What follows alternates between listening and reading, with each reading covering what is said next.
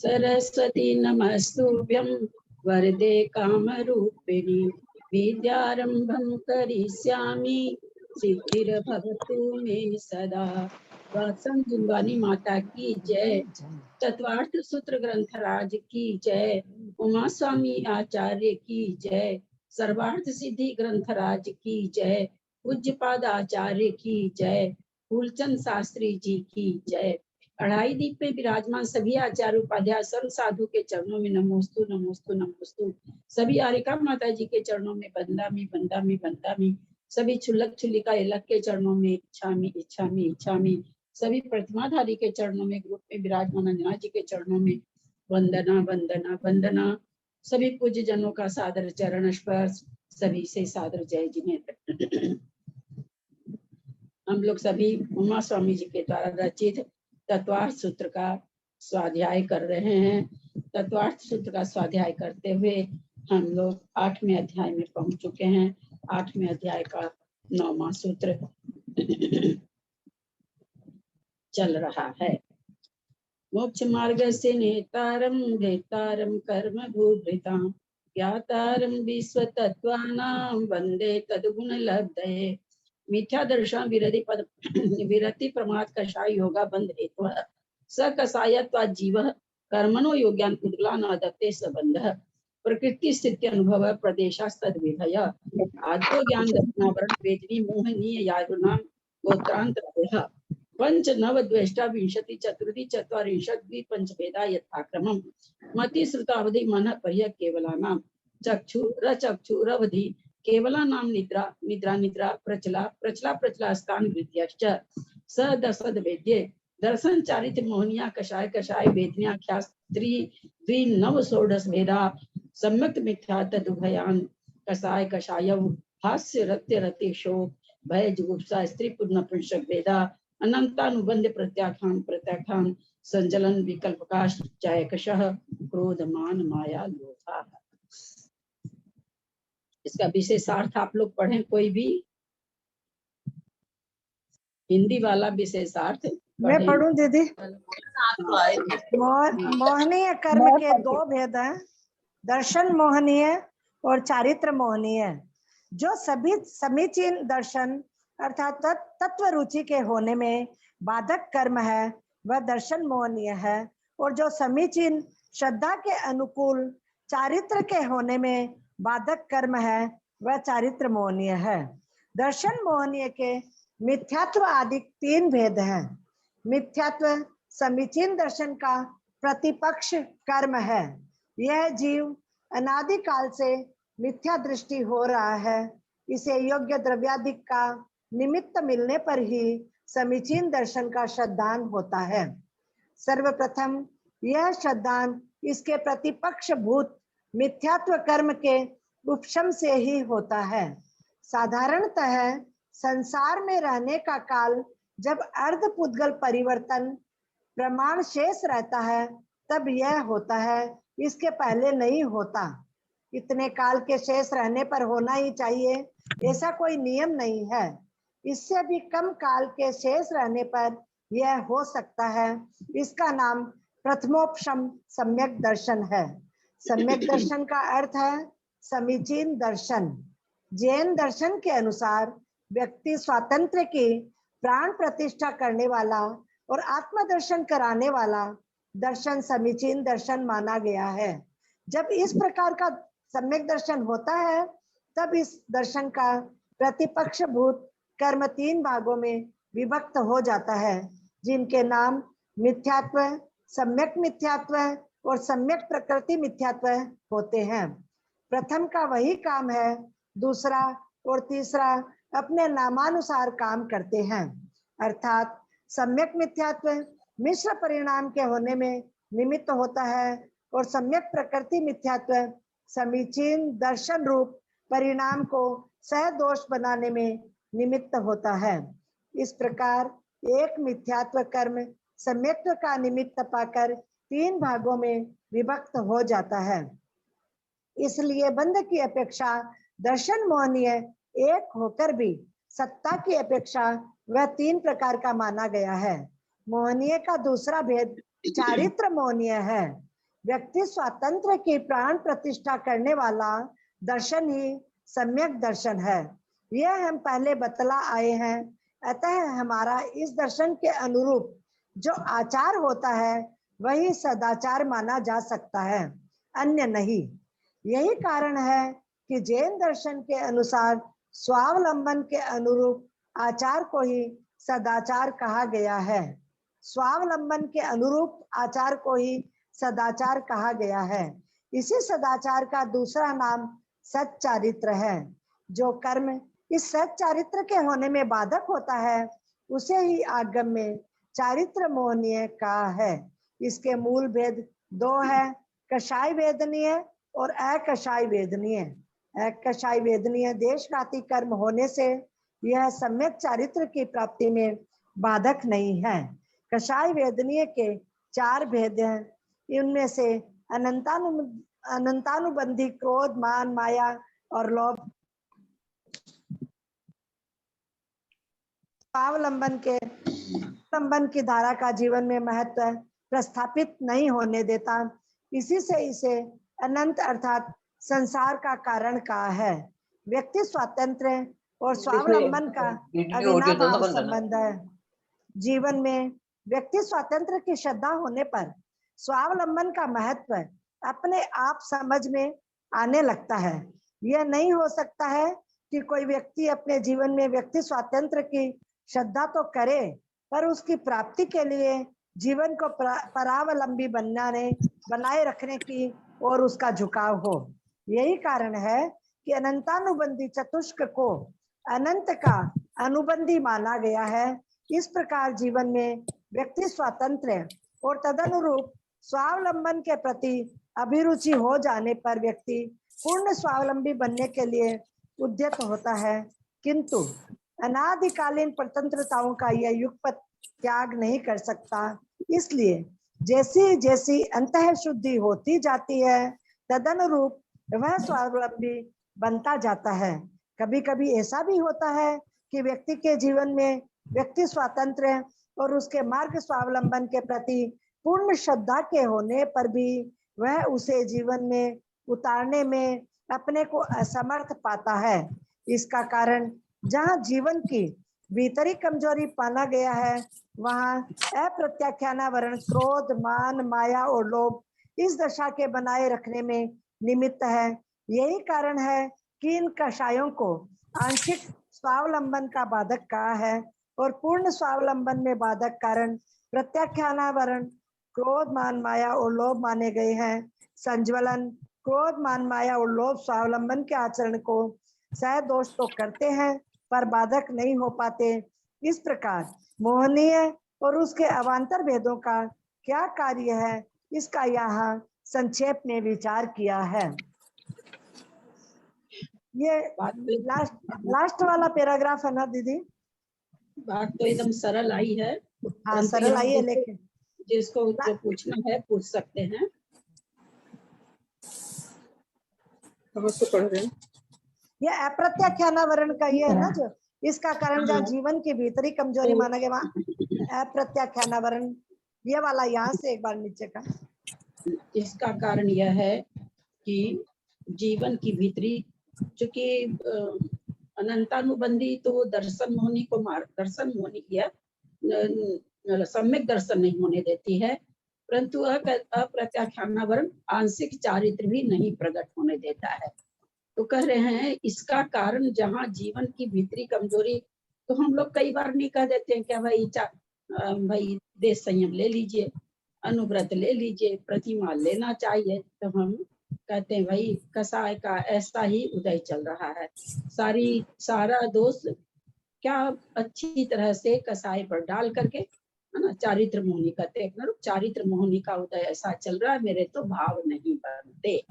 यहाँ आचार्य देखिए पहले क्या लिखे हैं, इसका कारण जहाँ जीवन की भीतरी कमजोरी माना गया है। पहला कारण तो यही है, भीतर से मन हमारा कमजोर है और मन कमजोर होने के कारण अप्रत्याख्यानावरण कसाय उसको, उस मन की कमजोरी को बनाए रखने में निमित्त बनी है।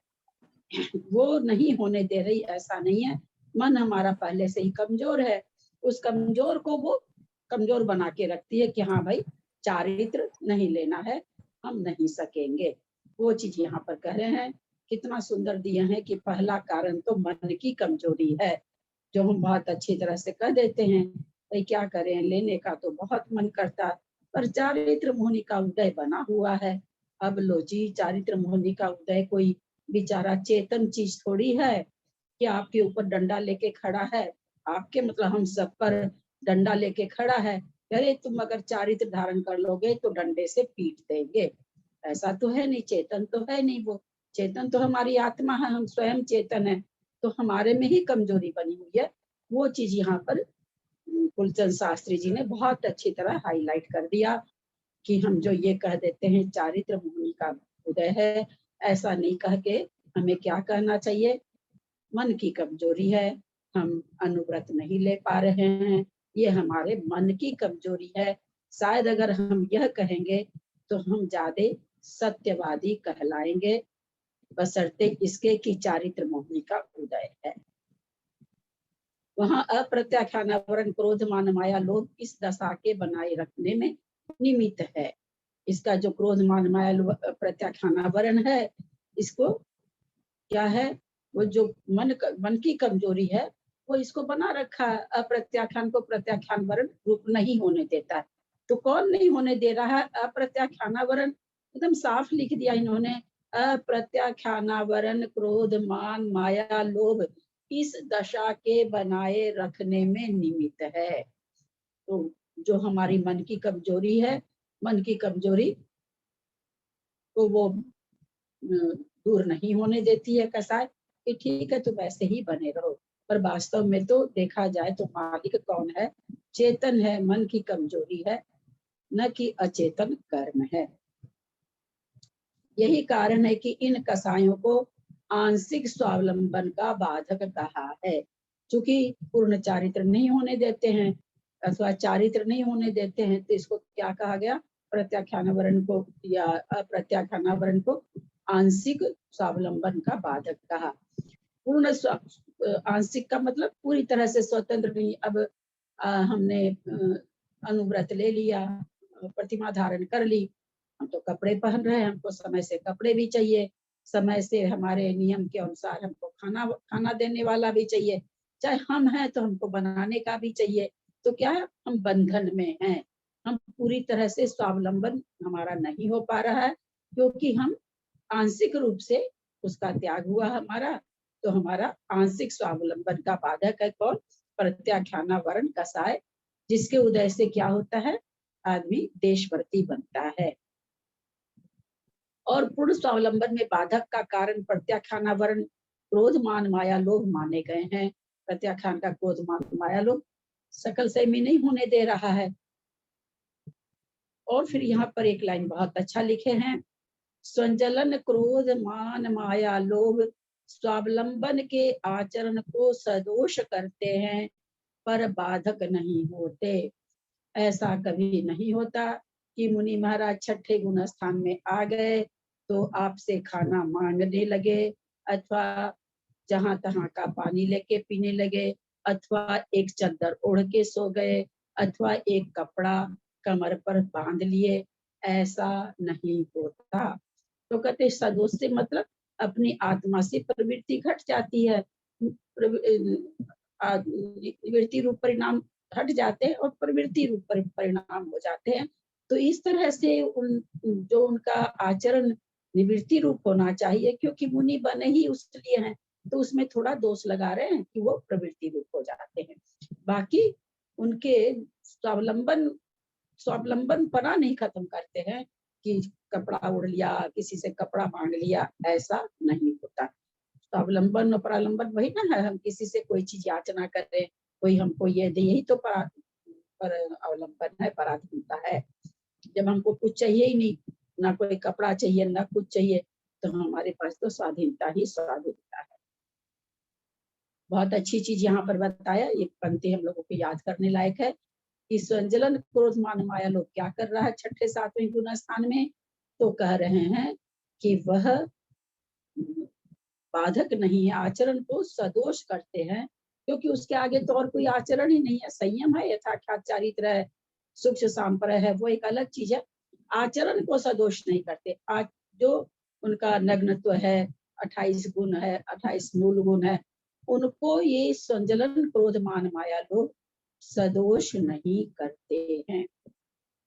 यहाँ पर एक प्रश्न खड़ा होता है, अगर मुनि महाराज को सदोष पाया जाए तो अंदर से तो कोई नहीं जानता, बाहर से हमें कभी लगे कि महाराज जी तो पानी मांग रहे हैं, है ना। अपने लोग वरण कंडिका कोई पढ़े होंगे और भी बराबर बात होती है कि बहुत प्यास लगती है। समाधिस्थ जो श्राप वो होते हैं साधु, कई बार पानी की याचना कर लेते हैं, तो उनको फिर जो निर्यापकाचार्य रहते हैं बहुत अच्छी तरह से संबोधन देते हैं। तो हाँ, मानने मात्र से ऐसा नहीं है कि उनको आचरण में दोष लग गया। यहाँ बहुत अच्छी चीजें लिखी है कि उनके आचरण को सदोष करते हैं, लेकिन उनके मतलब जो संजलन क्रोध मान माया लोग स्वावलंबन के आचरण को सदोष करते हैं पर बाधक नहीं होते। छठे गुण स्थान में आते हैं, आहार लेते हैं, ये पराधीनता ही है। हाथ की अंजलि बना के हमारे सामने रखते हैं, ये उनकी पराधीनता है। संजलन क्रोध मान माया लोग उनसे ये काम करवा रही है। सातवें के बाद तो आत्मा में रमन करने लग जाते हैं, ध्यान का स्थान है, तो उसके बाद तो इसको बाधक नहीं बन पाते हैं, यद्यपि वहां पर चारों कसाएं अभी बैठी है। वही चीज यहाँ करना चाह रहे हैं। बहुत सुंदर, सदोष करते हैं, बाधक नहीं होते। कि मान लीजिए थोड़ी सी देर के लिए, एक बार बहुत पहले आचार्य श्री वर्धमान सागर जी के लिए सुने थे, तो बिहार करते हुए गए, तो महसूस हुआ कि आगे तो अब जो जिस गांव में जा रहे हैं आहार नहीं मिलना है, क्योंकि उनके तो आहार का थोड़ा सा है भी ना भाई, सिकड़ी पर चाहिए, सारा हाथ का चाहिए, कुआं का चाहिए, बहुत सारी चीजें हैं। अपूर्व सागर, अर्पित सागर जी बता रहे थे, जब लोग जाके बैठ गए कि आज तो उपवास ही करना है, सोच ही रहे थे कि उपवास ले लें, क्या करें।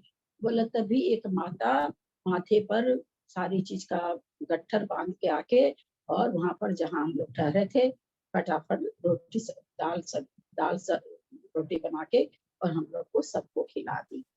तो भूख उनको लगी है, उनको ये हुआ है कि हमको मिल जाए, आहार मिले तो हम कर लें, इतना सदोषपना तो आया है।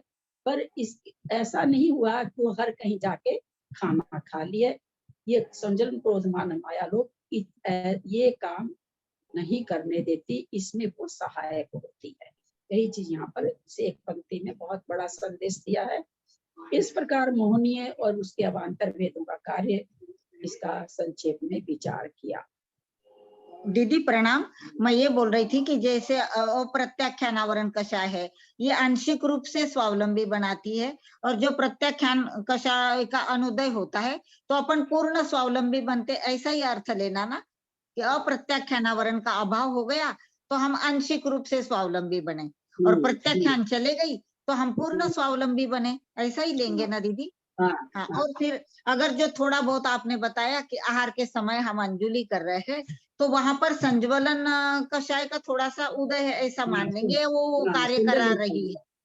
संजलन कषाय सदोष करती है, तो ये दोष उत्पन्न हो रहा है कि हम अंजलि कर रहे हैं, आप मुनि महाराज हमारे सामने अंजलि कर रहे हैं कि आप उनको ग्रास दो।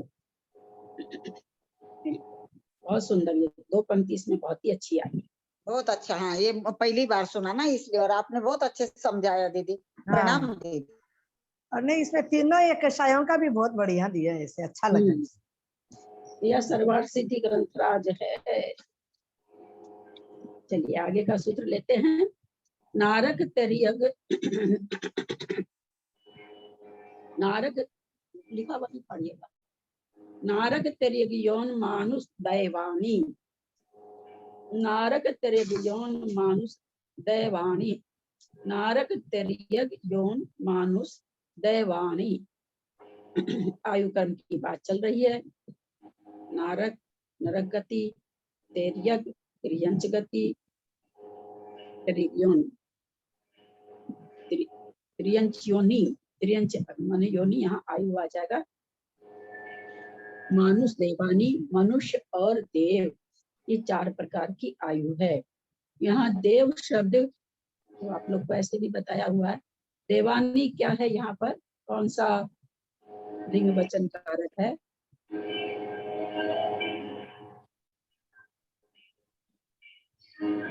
प्रथमा का बहुवचन नपुंसक लिंग। बहुत अच्छा। तो चारों आयु को लेकर के और उसको बहुवचन कर दिए। बोला आयु 4 प्रकार की होती है, नरक आयु, त्रियंच आयु, मनुष्य आयु और देव आयु। ललिता जी, देव को नपुंसक लिंग में कैसे लिया? किसको? देव को आयु को लिया है। आयु बोल के, आयु बोल के।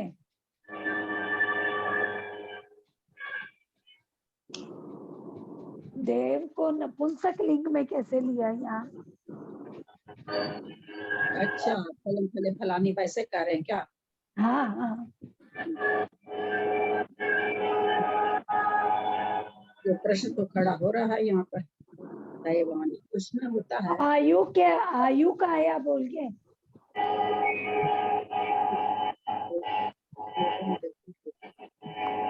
आयु का होगा तो आयु में लगता है, मतलब इसमें आया था ना एक बार पहले कि कोई भी मतलब जो होता है उसका उसके अंदर में मतलब ये क्या बोलते हैं ना, लिंग परिवर्तन नहीं होता एक दूसरे का एक दूसरे। क्या चीज, क्या कहा आपने?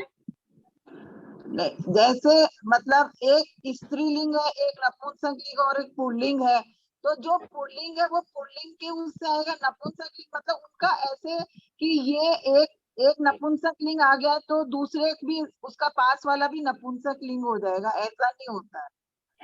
नहीं, ऐसा नहीं होता है। एक मिनट, तो पीछे आपने बताया था एक बार। नारकाधीशु भव संबंधे नायुषो व्यपदेशं कृते नरकेषु भव नारकं महायु वेदेषु भव त्रिविक्रम नरके दासु भव सभी आयु आयुषो व्यपदेश क्रियते उपदेश कर लो।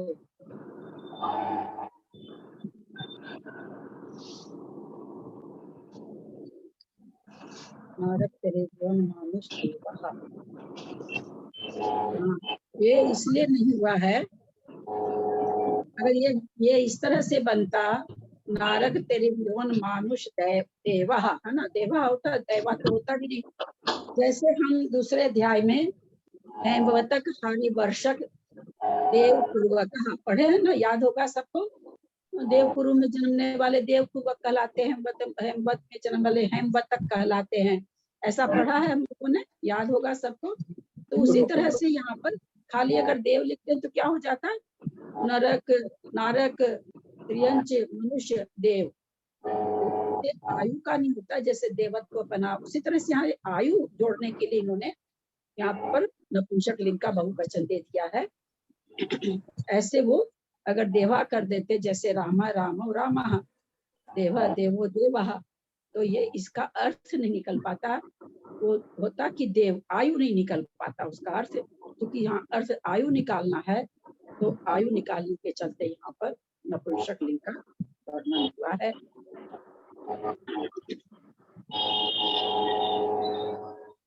संस्कृत पढ़े बहुत थोड़ा सा है, मेरे तो गले में आवाज नहीं है। नारकादिषु भव संबंधे नायुषो व्यपदेशः क्रियते नरकेषु भयं नारक मायु है, तिर्यक योनिषु भयं तिर्यक योनम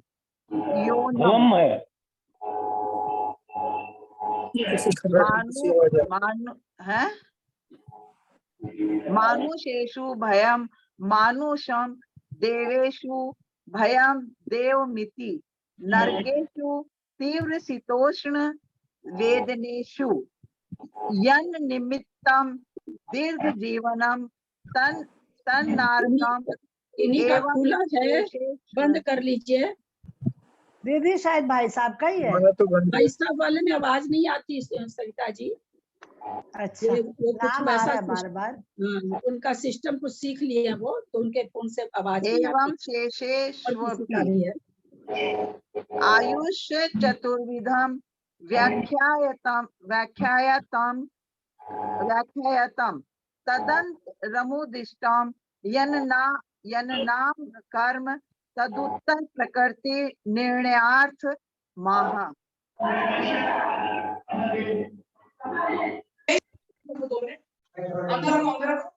नहीं आ रहा।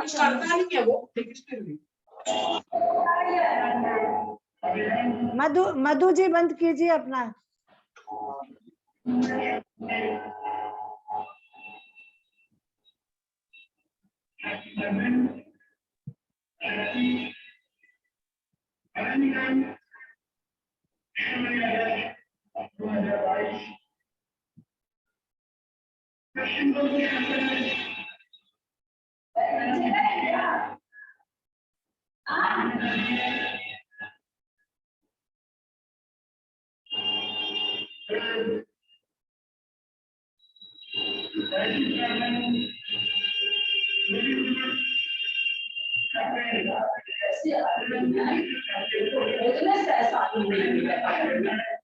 खोजने से ऐसा आदमी नहीं मिलेगा।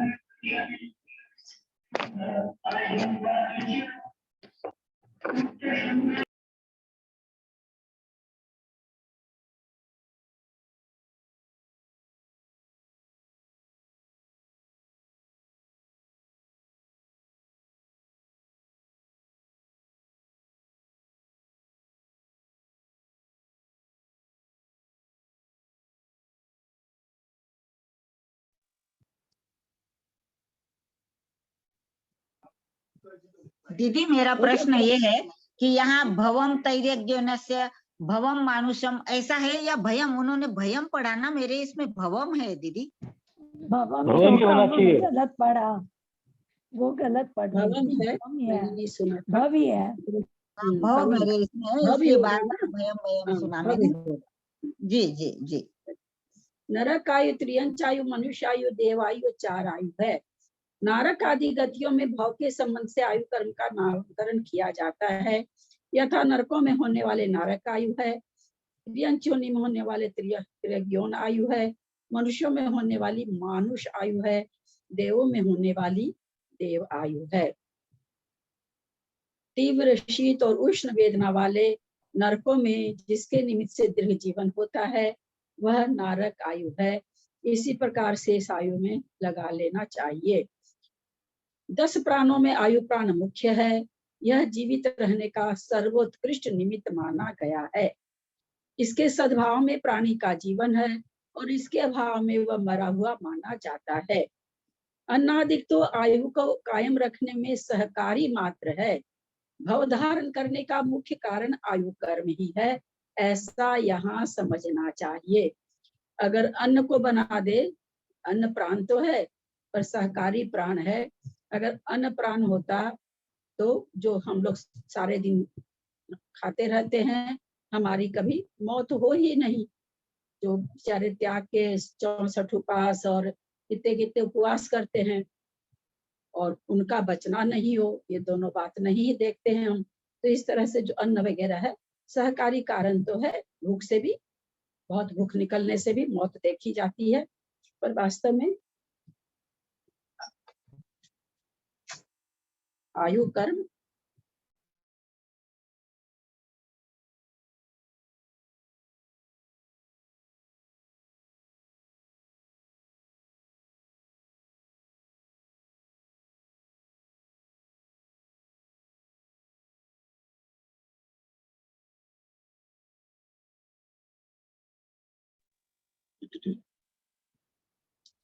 चार प्रकार के आयु का व्याख्यान किया, हमको नहीं मालूम। इसके अनंतर जो नामकरण कहा है उसकी उत्तर प्रकृतियों का ज्ञान कराने के लिए आगे का सूत्र कहते हैं। ऐसा कहा जाता है।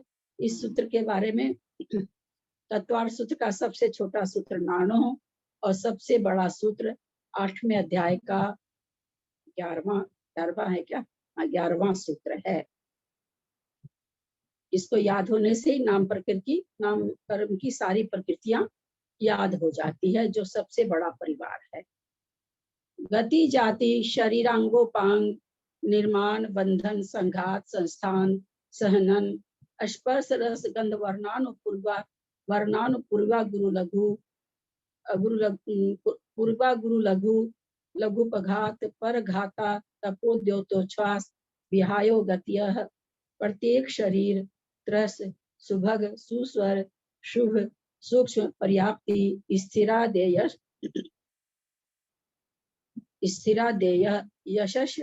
यशः कीर्ति सेतराणि तीर्थकरत्वं च। गति जाति शरीरांगोपांग निर्माण बंधन संघात संस्थान संघनन स्पर्श रसगंध वर्णानुपूर्वा गुरु लघुपघाता परघाता तपोद्योतोच्छ्वास विहायो गतयः प्रत्येक शरीर त्रस सुभग सुस्वर शुभ सूक्ष्म पर्याप्ति स्थिरादेय यशः कीर्ति सेतराणि तीर्थकरत्वं च। संधि विच्छेद देखे, इसमें कहा है गति ललिता जी जाति पूर्व्या होगा या आप पूर्वा बोल रहे हैं क्या? स्पर्श रस गंध वर्णानु पूर्व्या गुरु होगा ना, पूर्व्या वह भी है ना? पूर्व्या गुरु लघु, हाँ हाँ पूर्व्या गुरु लघु। हाँ यहाँ संधि विच्छेद देखे कहाँ है। गति जाति में कुछ है नहीं, शरीर प्लस अंगोपांग निर्माण बंधन संघात संस्थान संघनन स्पर्श रस गंध वर्ण प्लस अनुपूर्वी वर्ण प्लस अनुपूर्वी प्लस गुरु लघु गुरु लघु में घ में छोटी मात्रा होगी, बड़ी मात्रा है छोटी हो जाएगी। वर्ण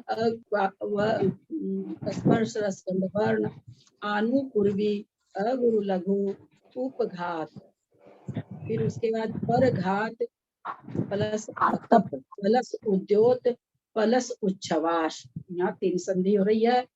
परघात प्लस आतप प्लस उद्योत प्लस उच्छ्वास। फिर उसके बाद नीचे स्थिर प्लस आदेय सॉरी ऊपर नहीं होगा, स्थिर प्लस आदेय, और कोई संधि विच्छेद नहीं है। एक बार फिर से देखते हैं। गति जाति में कोई संधि विच्छेद नहीं है।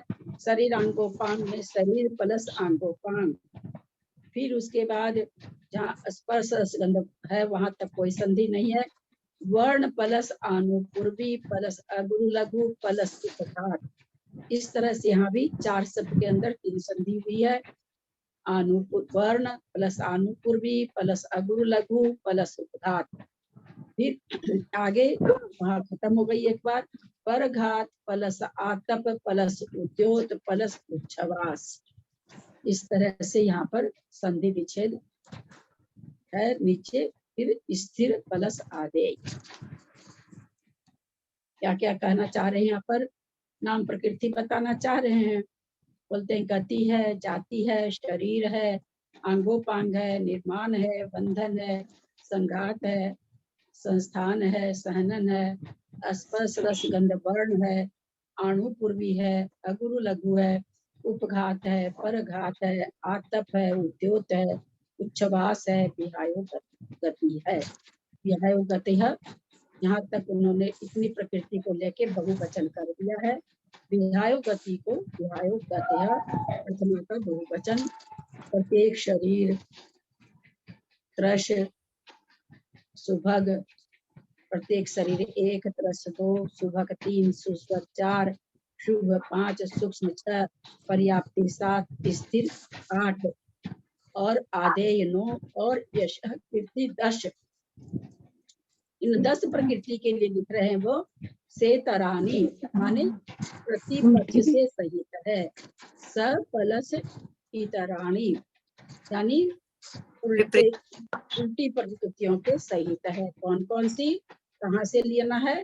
प्रत्येक शरीर से लेना है, क्योंकि उसके पहले तो उन्होंने बहुवचन देके उसको अलग कर दिया और इसके बाद ये 10 प्रकृति का नाम लेके लिख दिए कि सेतरानी। इनके उल्टे नाम भी ले दे, उनकी प्रतिपक्ष की प्रकृति भी आएगी।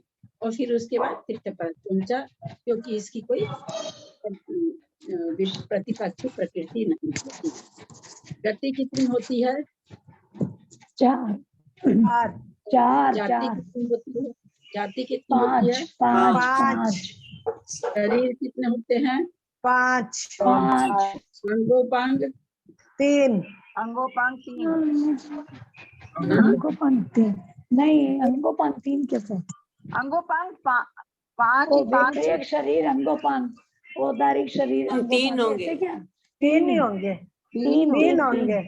तीन तीन कार्बन शरीर के और तेजस शरीर के अंगोपांग थोड़े होते हैं। नहीं होते हैं, लेकिन ये तो अंगोपांग नहीं होते हैं, अंग 3 के ही प्रत्यंग, होते हैं। जैसे आँख, नाक, कान, ललाट, है ना, ये जो भी चीज है इसको अंगोपांग कहते हैं।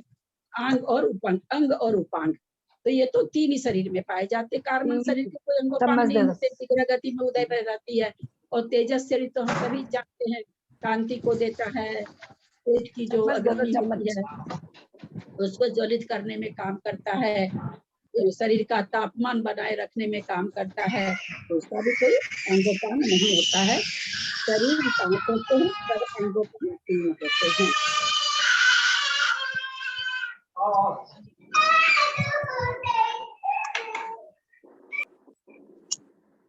फिर निर्माण एक प्रकृति है। बंधन कितने प्रकार के होते हैं? 5 पांच कौन कौन से? औदारिक बंधन, आहारक बंधन और हाँ औदारिक शरीर, हाँ यही होते हैं। यही होता है। क्या हुआ बोलिए? नहीं वो मना कर रहे थे, मैं सोची गलत है ये, पर ये जो शरीरोपांग, जो शरीर के नाम होते हैं उसी के बंधन होते हैं और उसी का ही संघात होता है। हाँ जाति हुई है। हाँ यही होगा, जो औदारिक शरीर के बंधन, नाम व्यतिरेक होते हैं, बंधन, उन्हीं आहारक का बंधन, बंधन तेजस होता है, बंधन, उन्हीं का ही संघात होता है। कार्बन बंधन, यही होंगे 5। कार्बन बंधन, हाँ तेजस, और ऐसे उसी का ही संघात होता है ऐसे। उदगल आपस में बंधे रहते हैं, उसी को बंधन हाँ। के परमाणु जो बंधन रहते हैं, इसलिए बंधन 5 हो जाएंगे। फिर आगे संघात कितने होंगे? संघात भी 5 ही, यही शरीर वाले जो औदारिक, आहारक। बंधन और संघात में क्या अंतर है? बंधन और संघात, संगात जो एक में एक पन्ना हो जाता है उसको तो संगात कहते हैं, और ऐसे ही मिले हुए होते हैं उसे बंधन कहते हैं। मुझे तो समझ में आया नहीं। जैसे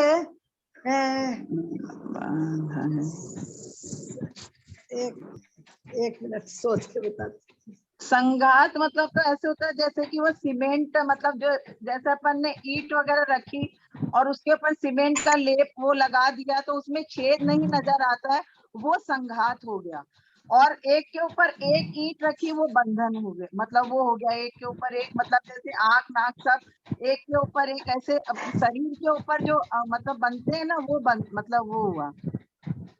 जैसे शरीर के प्रदेशों का आपस में बंधन होता है। ही उदाहरण आता है इसमें। शास्त्र में इसके लिए क्या उदाहरण है? दूध और पानी का आपस में मिल जाना। वो ईंट और सीमेंट का ही उदाहरण है। दूध पानी कहाँ से आ गया जी? कहाँ है उसमें बंधन? जैसे तिल के लड्डू और आटा का लड्डू, तिल के लड्डू छिद्र समेत है, आटा का लड्डू चिकना है। हमारा शरीर पर अगर संघात कर्म नाम हमारे उदय नहीं रहे तो हमारे शरीर को दुनिया में बहुत जो भयानक आकृति देख सकता है वो भी ना देख सके, इतनी भयानक आकृति है बिना संघात के हमारे शरीर की। ये संघात है जिससे हम चिकने होके और बहुत घमंड करते हैं, मैं इतनी सुंदर हूँ, मैं इतनी अच्छी हूँ, मैं ऐसे हूँ। ये सारा किसका काम है? संघात नाम कर्म का है। इसको हटा दीजिए, फिर समझ में आएगा कि मैं कितनी सुंदर हूँ। ये संघात नाम कर्म जोड़ रखा है सारे को। उन बंधन नाम कर्म तो आपस में जोड़ता है और संघात नाम कर्म उसमें ऊपर से चिकनाई ये कर देता। सारे नस हड्डी वसा वगैरह सब बंधी हुई है आपस में, केवल बंधी हुई है, लेकिन जो हमारे स्किन ऊपर से है ये ऊपर का लेयर संघात है। तो जितने शरीर राजगीर का भी लड्डू सुना दीदी, राजगीर का लड्डू भी वैसा ही रहेगा, है ना दीदी? राजगीर से मेरा परिचय नहीं है। तिल और स्टार्टर का उदाहरण आता है। भी उदाहरण सुना है मैंने, इसलिए पूछा। हाँ नहीं आता होगा। मैं जैसे तिल तो भाई जानते हैं, देखते हैं तो पता है कि कैसे होता है। राजगीरा मैंने कभी देखा नहीं है, इसलिए कह रहे हैं। संस्थान कितने होते हैं? 6 संस्थान 6 होते हैं। दीदी संघात में एक बार ऐसे भी ध्यान आ रहा है कि प्रदेशों का जो आपस में मिलना होता है वो संघात होता है। शरीर के जो प्रदेश होते हैं वो संघात नहीं, वो स्कंद है। उसको स्कंद और संघात में थोड़ा हो जाता है, तो स्कंद कहते हैं। प्रदेशों का मिलना स्कंद कहलाता है। स्कंद कहलाता है। अच्छा, संस्थान की 6 संस्थान के भेद कौन बताएंगे? नाम कौन मैं बताएंगे? बताऊं दीदी मैं बताऊं? मैं वज्र मैं आप तो इतना बोलिए अभी। समचतुरस्र संस्थान, न्यग्रोध परिमंडल संस्थान, स्वाति संस्थान, वामन संस्थान, कुब्जक संस्थान, हुंडक संस्थान। अच्छा वज्र छठा क्या बोले? सानन होता है। हुंडक हुंडक हाँ हुंडक संस्थान। शहनन कितने प्रकार का होता है? 6 ही होता है दीदी, 6 प्रकार का। छह का नाम बताएं। छह का बताओ दीदी। वज्र संस्थान वृषभ नाराज संवनन, वज्र नाराज संवनन, नाराज संवनन, अर्ध नाराज संवनन और कीलक संवनन और असंप्राप्ता स्फुरपाटिका संवनन। बहुत अच्छा। स्पर्श रस गंध वर्ण, इसकी टोटल कितनी प्रकृति होती है? 20 20 प्रकृति का नाम बताएं। बताओ दीदी। स्पर्श के 8, 5 रस के, 2 गंध के और 5 वर्ण के। नाम बताएं। स्पर्श के कोमल कोमल कठोर स्पर्श रूप, हल्का भारी और क्या है? कोमल कठोर, रूक्ष, ठंडा गरम, ठंडा गरम, रूखा चिकना, ठंडा गरम, कड़ा नरम, हल्का भारी और रूखा चिकना। हाँ। स्पर्श के भी 5, खट्टा मीठा, कड़वा चरपरा और कशैला। गंध 2, हाँ गंध 2 तो वर्ण 5, काला सफेद, नीला पीला और लाल। बहुत अच्छा। उसके बाद कहे आनुपूर्वी। आनुपूर्वी कितनी प्रकार की होती है और किसे कहते हैं? दीदी मैं बताऊं? 4 होती है। हाँ बताइए। आनुपूर्वी और उस किसे कहते हैं? इसका उदय कैसे माना जाता है? सारी चीज बताएं। अनुपूर्वी का उदय तो विग्रह गति में होता है। जैसे 4 प्रकार के अनुपूर्वी, मनुष्य गत्यानुपूर्वी, देव गत्यानुपूर्वी, नरक गत्यानुपूर्वी और तिर्यक गत्यानुपूर्वी। तो ये गति से छोड़कर जब जीव दूसरे गति में जाता है तो पहले वाले ही शरीर को धारण करके जाता है, इसे अनुपूर्वी। पहले वाले शरीर के आकार को बनाए। हाँ, आकार वही रहेगा जो पहले शरीर का था, उस आकार से ही बना जाएगा आत्मा के प्रदेश। एक मिनट। मनुष्य जा रहा है देव गति में, उसको कौन सी प्रकृति उदय में आएगी?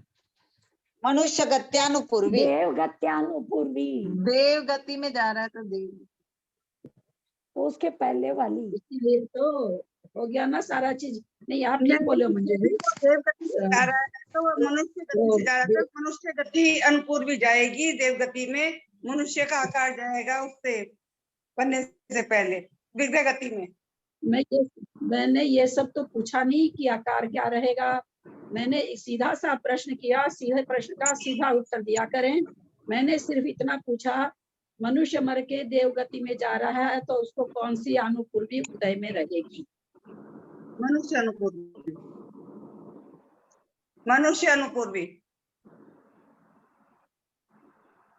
क्या हुआ इतना बड़ा कर्म कांड पढ़ के? मनुष्य अनुपूर्वी जाएगी। मनुष्य अनुपूर्वी का रहेगा। और बोले, सब बोले, बोलिए जेठी भाई साहब, कौन सी देवगति अनुपूर्वी। देवगति अनुपूर्वी रहेगी, क्योंकि देवगति में और जा रहा है, बोले सब? देवगति की पूर्व। पता नहीं अब क्या है, देख के बताती हूँ। बोले सब बोले, उषा बोलो। हमेशा चुप बैठे रहने से नहीं होता, कान में बड़का बड़का माइक लगा के बैठती है, करती कुछ नहीं है। क्या होगा बोलो, फटाफट बोलो, कौन सी अनुपूर्वी का उदय होगा? बोलिए सरिता जैन मद्रास, सुमन जैन हैदराबाद। मनुष्य गति अनुपूर्वी का रहेगा उदय, तो वहां जाने के बाद में देवगति अनुपूर्वी। अच्छा, बस बस और कुछ नहीं बोलना, एक शब्द भी नहीं बोलना। चलिए सरिता जी। देवगत्यानुपूर्वी। सुमन सेठी हैदराबाद। किसमें? देवगति में जा रहा है ना? देवगति में जा रहा है कि किसमें जा रहा है? एक मिनट में बोलूंगा। मैंने कहा साफ तो का 2 बार 3 बार कहा मैंने, मनुष्य मरकर देव बन रहा है तो विग्रह गति में कौन सी अनुपूर्वी का उदय रहेगा? देवगत्यानुपूर्वी का। मनुष्य गत्यानुपूर्वी का। और बोलिए बोलिए। मनुष्य सुमन जी, क्या उषा जी बोलिए, बेंगलोर उषा जी। विग्रह गति में मनुष्य गत्यानुपूर्वी का रहेगा उसको। बस बस बस उतना ही बोलना है और कुछ नहीं बोलना है। कुसुम जी। हाँ प्रणाम ललिता जी। उदय तो देव गत्यानुपूर्वी का ही है, आकार रहेगा मनुष्य का। पूर्व बोल रहे ना, गत्यानुपूर्वी पूर्व शरीर आकार जा रहा है। उदय तो देव गत्यानुपूर्वी का ही। वही तो पूछ रहे हैं। और लोग तो ऑफ ही करके बैठे हैं, किसको पूछूं मैं? सीमा हो क्या? तुम तो अभी पढ़ी हो पंकज भैया से। सीमा सोगानी, आप बोलेंगे सीमा जी, बम्बई सीमा। हाँ, देवगत्यानुपूर्वी। देवगति में कहे तो देवगत्यानुपूर्वी। सीमा सोगानी है। मंजू जी हैं कि खाली ऑन करके रख रखी हैं? मंजू जैन कौन? कलकत्ता। ओ मैंने कहा मैं तो हाँ? नहीं। नेमीचंद भाई साहब आप बताएं, कौन सा अनुपूर्वी का उदय रहेगा? देवगत्यानुपूर्वी।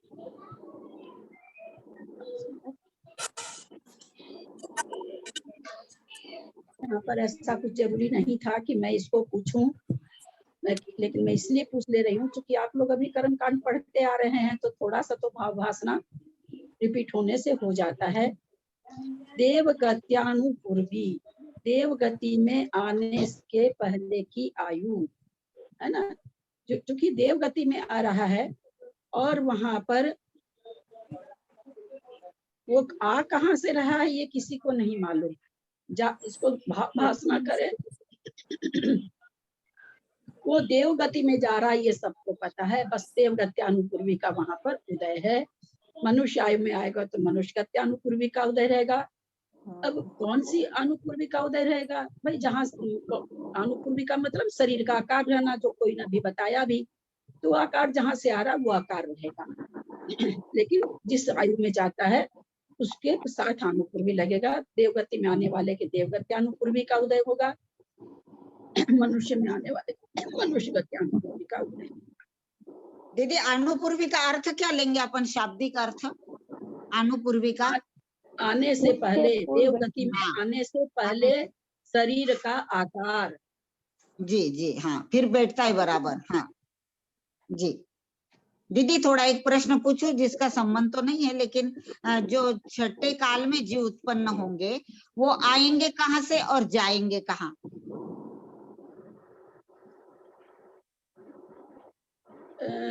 ऐसा तो कहीं से भी आ सकते हैं, 1 मिनट, नरक से भी आ सकते हैं। छठे काल में आने में बंदिश नहीं है। क्रियंच से भी आ सकते हैं, क्रियंच से भी नहीं आने से क्रियंच भी बन सकता है। और नरक से ही सुना, याद आ रहा है। कि छठे काल में तिरिंच और नरक से ही आएंगे, ऐसा याद आ रहा है, पक्का तो नहीं है। तो मनुष्य गति से भी तो जा सकते हैं, क्यों नहीं जा सकते? छठे काल में नहीं लिखा है शायद। क्यों नहीं?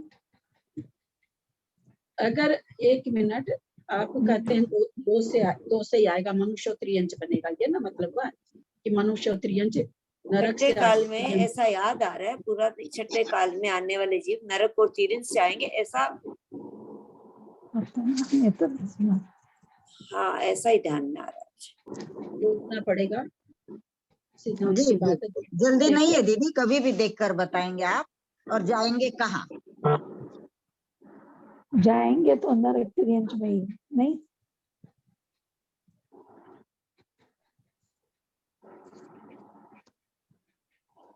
ऐसे सिद्धांत रूप से अभी तो बिना देखे बिना मैं नहीं बोल सकती। हाँ। मुझे डर लगता है गलत हो जाएगा। चलिए, उसके बाद आ गया कहाँ हम लोग पढ़ रहे थे, अनुपूर्वी अगुरु लघु। अगुरु लघु के बारे में हम लोग अभी शायद सुबह वाली क्लास में पढ़ रहे हैं ना। मैंने 4 तरह का अगुरु लघु सुबह बताया है।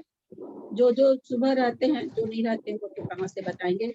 क्या आप लोगों को याद है कि वो चार प्रकार का अगुरु लघु हमने क्या क्या बताया था? एक तो नाम कर्म की प्रकृति अगुरु लघु, और एक जो शुद्ध द्रव्य हानि वृद्धि होती है,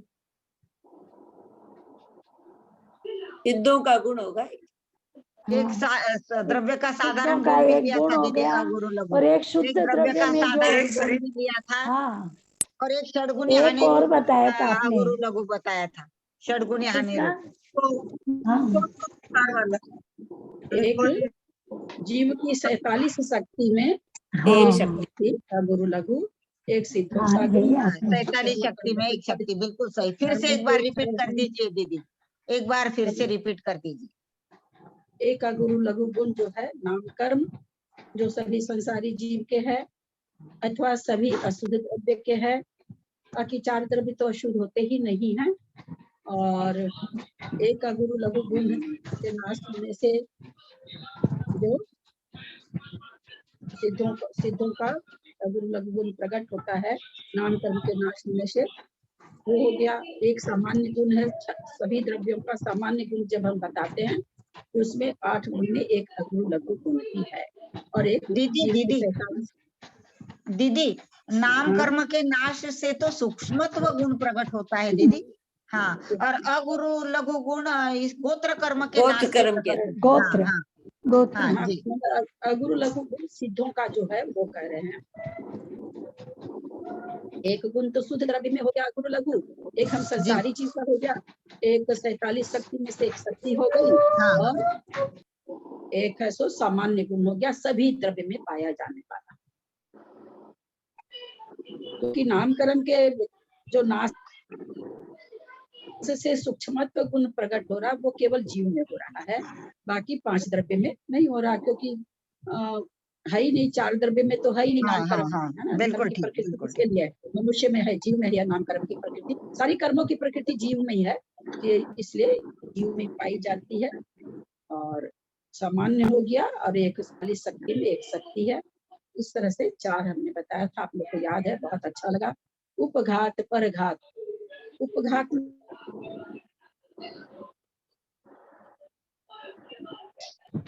उपघात में तो खुद के शरीर पे ऐसे अंगोपांग हो जाना कि उससे खुद का ही घात हो, जैसे अपने नाखून से अपने को ही लग जाना, लग जाए, अपने तो इतने बड़े नहीं कोई होते हैं। घाव हो जाए, ऐसा गाय के सींग अपने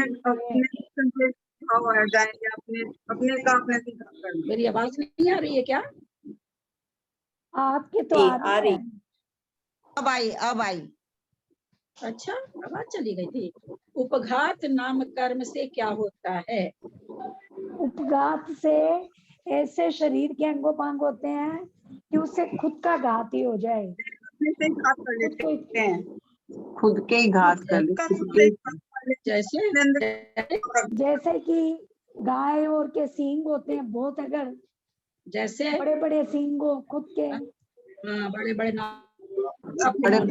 बड़े सींग सिंह होना, बड़े बड़े स्तन होना, है ना, इससे वो खुद का हो जाता है। पर घात जो दूसरे का घात हो, अगर जो कोई करता है उपघात के द्वारा घात किया गया है, परघात का मतलब क्या आंटी? ने परघात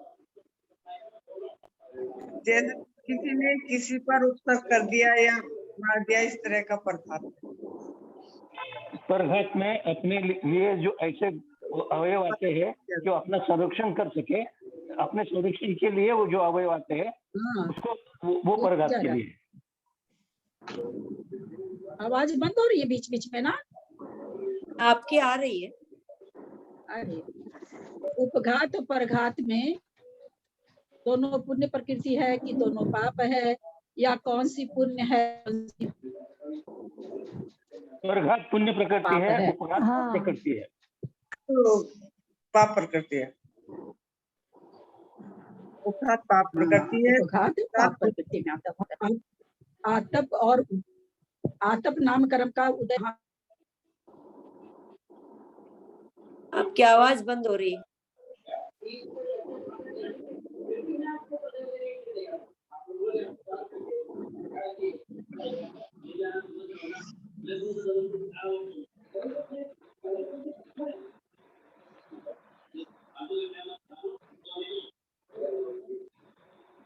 भाग रहा है, हाँ, पूरे कलकत्ता का क्या हुआ?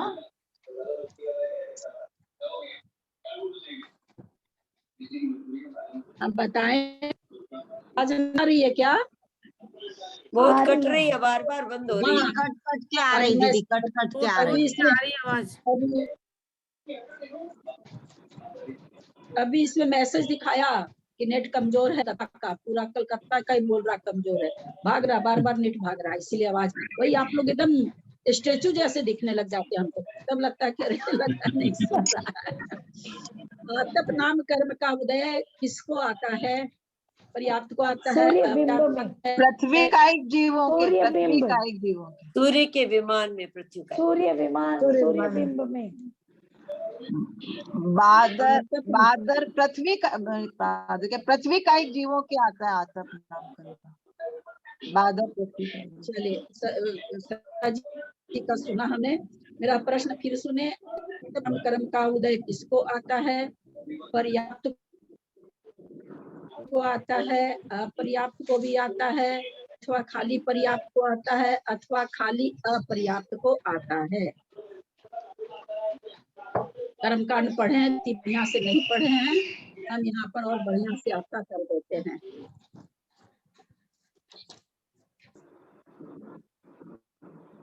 पर्याप्त सूर्य के विमान में जो पृथ्वी का एक अपर्याप्त तो आता ही नहीं, पर्याप्त। देखिए ये एक सूत्र है ना, बंध सब दोहरा देगा, ये एक सूत्र है ना, एक ही सूत्र, उदय बंध पुण्य पाप सारी चीज दोहरा देगा। अपर्याप्त तो मतलब जिसके पर्याप्तियां पूर्ण जिसको जो आता है वो बोलिए। एक मिनट सुने, फिर सुने सब कोई मेरी बात। आज थोड़ा कट रहा है तो पता नहीं आप लोग को सुन भी रहा कि नहीं। मेरा ये पूछना है, आतप नाम कर्म का उदय किसको आता है? उस अपर्याप्त अवस्था में आता है कि पर्याप्त अवस्था में आता है, अथवा अपर्याप्त और पर्याप्त दोनों अवस्था आता है? किसको आता है, कैसी अवस्था में आता है? दीदी मैं कोशिश कर रही हूँ। बादर पृथ्वी का एक पर्याप्त अपर्याप्त दोनों को आता है। दोनों अवस्था में आता है। और बोले लोग सब प्रणाम आंटी, पर्याप्त अवस्था में पृथ्वी का एक जीवों को आता है मेरे अनुसार। अच्छा, और बोले लोग सब अपनी अपनी मान्यता दें, फिर हम लोग नहीं चर्चा पकड़ेंगे। सूर्य बिंब में पृथ्वी का एक बादर जीवों को पर्याप्त और पर्याप्त में कोई भी होगा, कोई भी एक पर्याप्ति, जितनी पर्याप्ति जो ले पा, पर्याप्त अवस्था में, पर्याप्त अवस्था में। और लोग बोले हैं, बहुत लोग कर्मकांड में, इसमें से प्राय सभी बैठते हैं कर्मकांड की कक्षा में। तो नहीं, हम लोग तो नहीं है। और बहुत शुरू में आतप तो मैं ही समझा के आ चुकी हूँ आप लोगों को। कर्मकांड योग में तो समझाया ही था, वो तो भी होता है। दिमाग से निकल गया। अभी कर्मकांड जी में नहीं समझाया था सारा ये। माता पर्याप्त पृथ्वी का जीव को जुगनू में भी होता है। आपका नाम हमेशा काम कर्म का उदय पर्याप्त को होगा, पर्याप्त को नहीं हो सकता। पर्याप्त अवस्था में आतप क्या दिखाएगा आपको बताइए, है ना? थोड़ा सा हम लोग ऐसे चिंतन करेंगे ना तो याद जाएगा। अब ये सूर्य क्या नाम है, सूर्य बीम में नहीं होता है। सूर्य बीम के विमान जो है पृथ्वी कायिक होते हैं, उन पृथ्वी कायिक जो विमान होते हैं उनमें ये आतप नाम कर्म का जाता है। आतप नाम कर्म में मैं तो ललिता जी ऐसे सोचा था, फिर पर्याप्त बोला था कि कोई भी जीव होगा जितनी पर्याप्ति है, चाहे स्थावर है चाहे एकेंद्र है, चाहे कोई भी जितनी पर्याप्ति जिसको चाहिए वो उतनी ग्रहण कर लेगा, तो पर्याप्त ही हुआ ना, फिर अपर्याप्त कैसे होगा? मैं तो ऐसे सोच के बोली। पता नहीं पर्याप्त की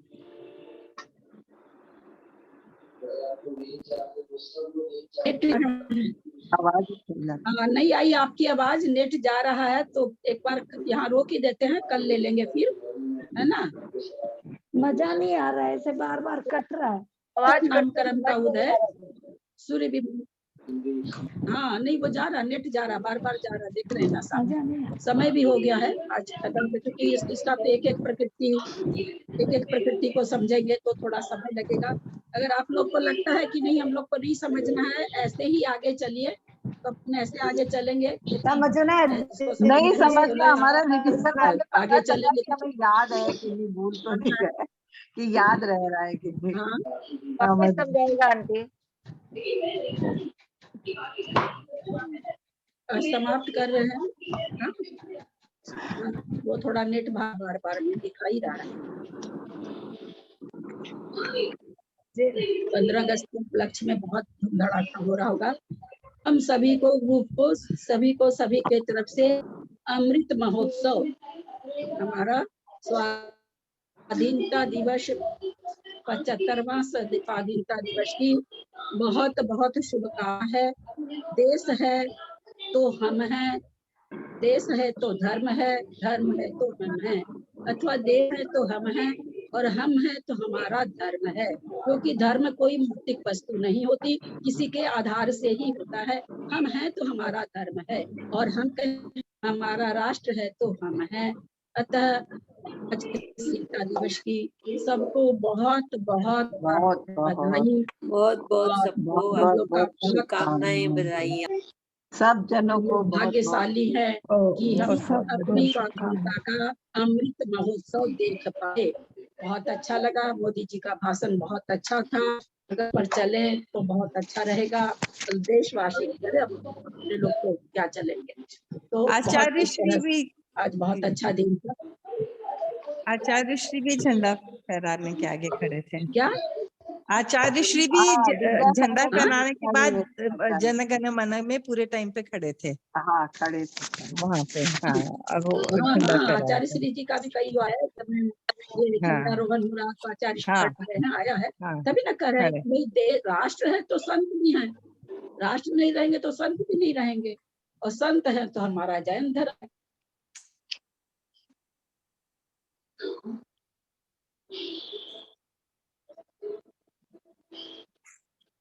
सही बात है, सब राष्ट्र से।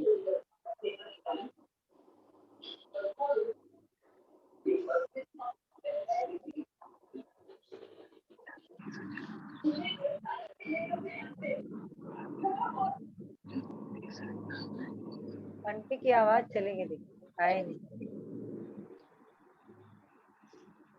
जिनवाणी बोल लो ना कोई, जाओगा।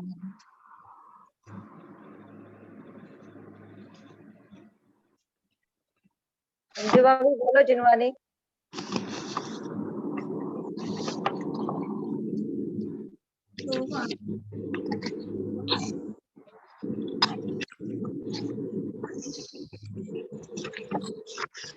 दिनवाणी स्तुति करिए, क्योंकि नेट भाग रहा बार बार, अभी चला गया था, पूरा ही चला गया था। दिनवाणी मंजू स्तुति जी करें। आपकी आवाज ही नहीं आ रही, आप दिनवाणी बोल रहे हैं।